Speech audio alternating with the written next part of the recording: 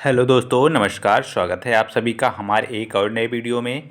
मित्रों, उम्मीद कर रहा हूं कि आप सब बहुत अच्छे होंगे। दोस्तों, आप सबकी पढ़ाई लिखाई भी मित्रों बहुत अच्छे से चल रही होगी। दोस्तों, आज हम फिर एक नए टॉपिक के साथ आप सबके बीच उपस्थित हुए हैं। एक नया प्रैक्टिस सेट आप सबके बीच लाए हैं मित्रों। बहुत ही अच्छे अच्छे प्रश्न हैं दोस्तों। तो आइए शुरू करते हैं देर न करते हुए। आज का पहला प्रश्न है, बराबर पर्वत क्षेत्र में अशोक के दोनों से लाभान्वित होने वाले कौन थे? तो बराबर पर्वत जो क्षेत्र था मित्रों, वहाँ अशोक ने गुफाओं का निर्माण करवाया था। और उस गुफा से कौन लाभान्वित हुए थे, हमसे ये पूछा जा रहा है। बौद्ध, आजीवक, श्वेतांबर जैन, दिगंबर जैन। तो इसमें मित्रों जो जो बराबर पहाड़ी में अशोक ने बनवाया था गुफा, उससे जो लाभान्वित हुए थे मित्रों, वो आजीवक संप्रदाय, आजीवक जो संप्रदाय था, इन्हें ये लाभान्वित हुए थे उससे। ठीक है, इन्हीं के लिए वो बनवाया था अशोक ने। ठीक, अगला प्रश्न है आपके सामने। बहुत ही अच्छा प्रश्न है मित्रों। घोषताराम कहाँ स्थित है? राजगीर में, वैशाली में, कौशाम्बी में, श्रावस्ती में? तो घोषताराम बिहार जो है मित्रों, वो कौशाम्बी में स्थित है। ऑप्शन हमारा सी सही हो जाएगा। बहुत ही अच्छा प्रश्न है दोस्तों कि घोषताराम बिहार कहाँ स्थित है? तो कौशाम्बी में स्थित है दोस्तों। ठीक है, अगला प्रश्न है, और इसको बनवाया था एक धनी व्यक्ति था कौशाम्बी का, उसी ने, व्यापारी था एक धनी, उसी ने बनवाया था। अगला प्रश्न है, लिखा है अशोक ने लुम्बिनी ग्राम के लिए भू राजस्व की क्या दर निश्चित की थी? 1/2, 1/4, 1/6, 1/8। तो जब अपने शासन के मित्रों 20वें वर्ष, अपने शासन के कब 20वें वर्ष, उसने लुम्बिनी जो को बुद्ध का जन्मस्थली है मित्रों, वहाँ की यात्रा की थी। कौन? अशोक। और वहीं पे जो 1/6 वहाँ की भू राजस्व थी, उसके बदले उसको घटाकर 1/8 कर दिया इसने। ठीक है, आपसे पूछा जा सकता है कि किस वर्ष जो है, अपने शासनकाल के किस वर्ष में अशोक ने लुम्बिनी ग्राम की यात्रा किया था? तो आपको बताना है 20वें वर्ष। ठीक है, आपको इसको याद रखना होगा। हमारा ऑप्शन इसमें डी सही हो जाएगा। 1/8 कर दिया था, 1/6 से 1/8 कर दिया था। ऑप्शन हमारा डी सही है इसमें। ठीक है, अगला प्रश्न देखते हैं हम लोग। लिखा है अर्थशास्त्र में कितने तीर्थ या प्रशासनिक विभागों का उल्लेख है? 16, 5, 18, 15। तो इसमें 18 है मित्रों। प्रशासनिक अधिकारी को क्या कहा जाता था? तीर्थ कहा जाता था। अर्थशास्त्र में जो कौटिल्य ने लिखा अर्थशास्त्र, उसमें प्रशासनिक अधिकारियों को क्या कहा, या प्रशासनिक विभागों को क्या कहा? तीर्थ कहा मित्रों। ठीक है, और अर्थशास्त्र में कितने अधिकरण पूछ लेगा? क्या? अधिकरण। अधिकरण अगर पूछा है मित्रों, तो आपको बताना होगा कि 15 अधिकरण अर्थशास्त्र में मिलते हैं। ठीक है, 15 अधिकरण यहाँ हैं। लेकिन यहाँ पूछ रहा है कितने तीर्थ प्रशासनिक विभाग थे, तो 18 प्रशासनिक विभाग थे अर्थशास्त्र में। ठीक है, अगला प्रश्न देखते हैं हम लोग। लिखा है कि मौर्य शासन व्यवस्था में रूपदर्शक नामक अधिकारी था। बहुत ही अच्छा प्रश्न है मित्रों, कई बार पूछा जा चुका है। सिक्कों का परीक्षक होता था, चांदी तथा अन्य धातुओं का परीक्षक होता था, रंगमंच का प्रबंधक था, गणिकाओं का प्रभारी था। तो मौर्य प्रशासन में मित्रों जो रूपदर्शक होता था, वो ये सिक्कों का परीक्षक होता था। ऑप्शन हमारा ये सही हो जाएगा। अब यहाँ चांदी और अन्य धातुओं की बात कर दिया मित्रों, इसलिए ये प्रश्न गलत है। लेकिन सिक्कों का परीक्षक होता था। क्या सीधा सीधा हम लगाएंगे कि रूपदर्शक मौर्य शासन में क्या ना अधिकारी था? वो सिक्कों का परीक्षण करता था मौर्य शासन में, रूपदर्शक। ठीक है, अगला प्रश्न देखते हैं हम लोग। अगला प्रश्न लिखा है मित्रों, किसने अपने ग्रंथ में मुद्रा जालसाजों को संदर्भित किया है? कौटिल्य अर्थशास्त्र में, मनुस्मृति में, पाणिनि अष्टाध्यायी में, पतंजलि महाभाष्य में? तो इसमें मित्रों कौटिल्य के जो अर्थशास्त्र है, उसी में मुद्रा जालसाजों की बात किया है कौटिल्य ने। ठीक है, बाकी अष्टाध्यायी किसकी है? पाणिनि की है। और महाभाष्य किसकी है? वो पुस्तक है पतंजलि की। आप लोग इसको भी याद रखेंगे। बहुत ही अच्छा प्रश्न भी है मित्रों। ठीक है, अगला प्रश्न देखते हैं हम लोग। लिखा है पौतवा अध्यक्ष प्रभारी अधिकारी था। पौतवा अध्यक्ष मित्रों, ठीक है, क्या पौतवा अधिकारी था? धार्मिक क्रियाकलापों का, तौलमान का, नौकाओं का, शिशु कल्याण का? तो पौतवा अध्यक्ष जो होता था मित्रों, वो तौल माप का अधिकारी होता था। यहाँ मान लिखा, लेकिन यहाँ माप होना चाहिए। तौल मान, तौल माप का अधिकारी पौतवा अध्यक्ष कहलाता था मौर्य प्रशासन में मित्रों। ठीक है, ये बहुत ही अच्छा प्रश्न है। यहाँ से प्रश्न बन सकते हैं, कई अधिकारियों के नाम अभी और शायद आए। अगला प्रश्न है कि मौर्य युग में पोतवाध्यक्ष किस विभाग का प्रमुख होता था? राजकीय टकसाल, जल परिवहन, तौल माप, स्थल परिवहन। तो इसमें अभी हम लोगों ने पढ़ा कि पोतवाध्यक्ष तौल माप का अधिकारी होता था मित्रों। ठीक है, अगला प्रश्न है, जैसे ये प्रश्न लिखा है दोस्तों कि थोड़ा सा बड़ा है प्रश्न, लिखा है मौर्यों के समय समाहर्ता का क्या कार्य था? अब यहाँ समाहर्ता शब्द दिया है मित्रों, उसका कार्य क्या था? वह एक सैन्य अधिकारी था, वह कोष अधिकारी विभाग का एक अधिकारी था, वह एक न्यायिक अधिकारी था, वह राजस्व संग्रह करता था मित्रों। तो समाहर्ता का जो मौर्य काल के समय समाहर्ता जो नामक अधिकारी था मित्रों, वो राजस्व संग्रह करता था। हमारा ऑप्शन डी सही हो जाएगा। बहुत ही अच्छा प्रश्न है दोस्तों ये। ठीक है, आप लोग याद रखेंगे समाहर्ता का कार्य क्या था? वो राजस्व संग्रह को एकत्रित करता था मित्रों। ठीक, अगला प्रश्न देखते हैं हम लोग।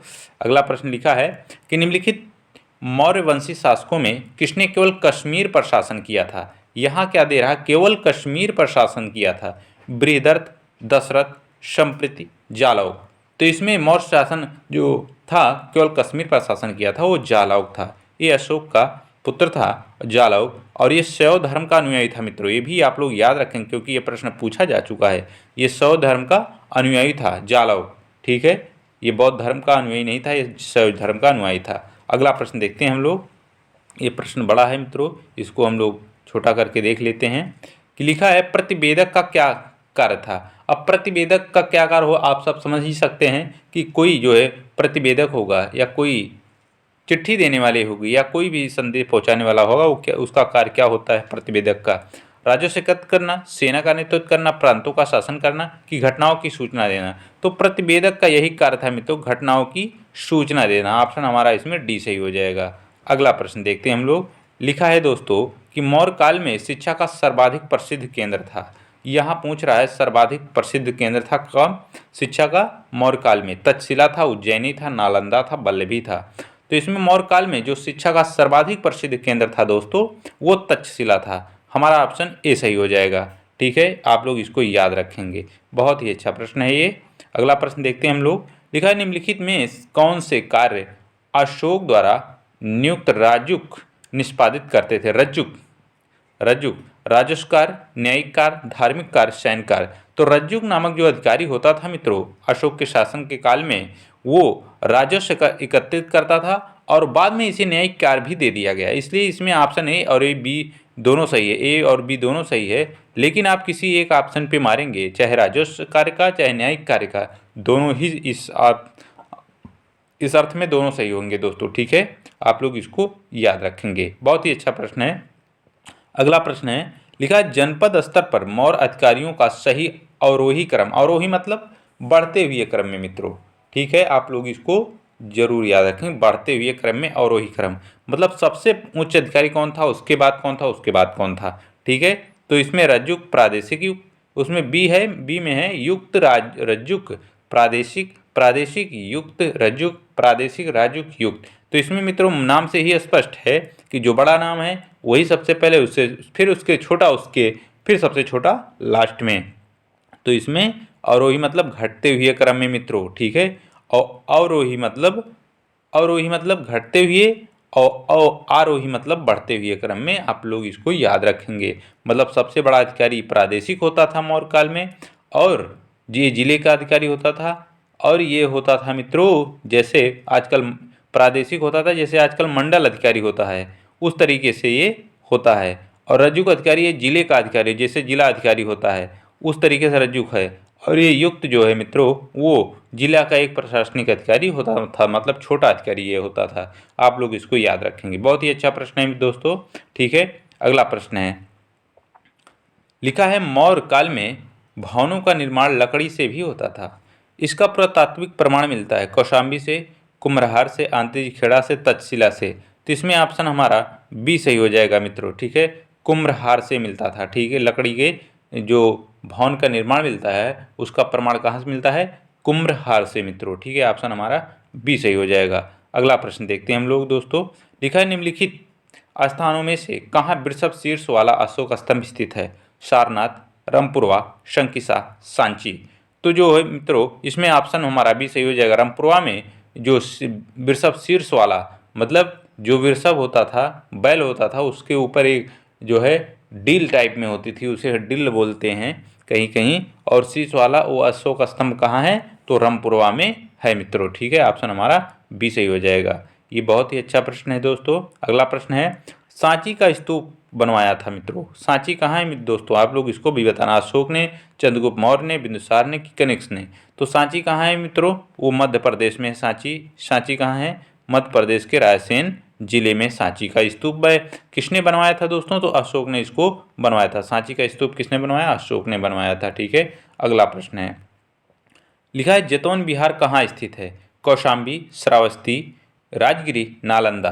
तो घोषताराम विहार हम लोगों ने पढ़ लिया, कौशाम्बी में स्थित था, लेकिन जेतवन विहार यहाँ पूछ रहा है मित्रों, तो जेतवन विहार श्रावस्ती में होता है मित्रों। ठीक है, लेकिन आप लोग इसको कहीं अलग से लिख लीजिएगा और इसको पढ़िएगा जरूर, क्योंकि बहुत ही अच्छा प्रश्न है। इसमें कन्फ्यूजन होता है कि घोषताराम विहार कहाँ है और ये जेतवन विहार कहाँ है। तो घोषताराम विहार कौशाम्बी में है और जेतवन विहार जो है श्रावस्ती में है। ठीक है, आप लोग इसको याद रखेंगे। अगला प्रश्न है, मौर्य वंश के ठीक बाद किस वंश ने शासन किया था मित्रों, गुप्त वंश ने, कुषाण वंश ने, सातवाहन वंश और शुंग वंश ने।